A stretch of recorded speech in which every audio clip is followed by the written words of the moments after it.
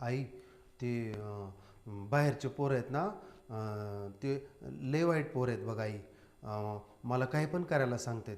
ते वाघ्या आणि ते मावल्या आणि तो मावल्या ना, मावल्या, त्यांची बघ पिठाची गिरण आहे. आणि तो मावल्या, तो तो मला म्हणला का जा आणि तुमच्या त्या शेजारच्या ताईला म्हण का मला तुझ्या संग लग्न करायचं आहे. मग मी गेलो आणि म्हणलो त्या ताईला का मला तुझ्या संग लग्न करायचे म्हणून. तर ती ताई माझ्यावर लय वरडली, म्हणजे लय चिडली माझ्यावर, म्हणजे रागवली लय माझ्यावरती. आई, मी एवढा वाईट आहे का? हां, सांग ना. मी नाही ना वाईट आहे, ते मावल्या आणि वाघ्या वाईट आहेत ना. हां, मी त्यांच्यासोबत खेळायला जाणारच नाही. नाही म्हणजे नाही जाणार त्यांच्यासोबत खेळायला. हां, हां. आई, आपला दादा आहे ना, तो पण मला म्हणतो नाही, तो मला ना कपडे काढून उन्हात उभा राहायला सांगतो.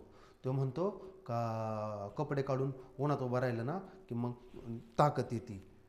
हां, पण आई, उन्हात उभा राहिलं ना की लय ऊन लागतं बघ. म्हणजे ना अंगाची अशी आग होती, लाल लाल होतं लय. आई, तू दादाला सांगशील ना का मला ताकद नको म्हणून. मला लय त्रास होतो त्याचा. तू सांग हां दादाला की मला नको ताकद म्हणून.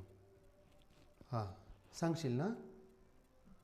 हां, हां. आई, तू किती चांगली आहेस ना, म्हणजे मला सांभाळून घेतीस, माझ्या माझ्यासोबत चांगलं वागतीस. तसं हे बाकीचे सगळे काहून नाही वागत माझ्यासंग चांगलं. म्हणजे आजी आजी बघ ना, म्हणजे ती सारखी माझ्यावर ओरडत असती, सारखी चिडत असती. पण मी आजीला कधी म्हणजे कधीच त्रास दिला नाही. हां, पण तरी बी मग ती माझ्यासंग असं कमून वागती. हां. आई, मी लग्न केलं ना तर तुझ्यासारख्या चांगल्या प्रेमळ मुलीसोबत लग्न करणार आहे. नाहीतर मी लग्नच करणार नाही. आई, मला मिळेल ना तुझ्यासारखी चांगली प्रेमळ मुलगी? सांग ना, मिळेल ना.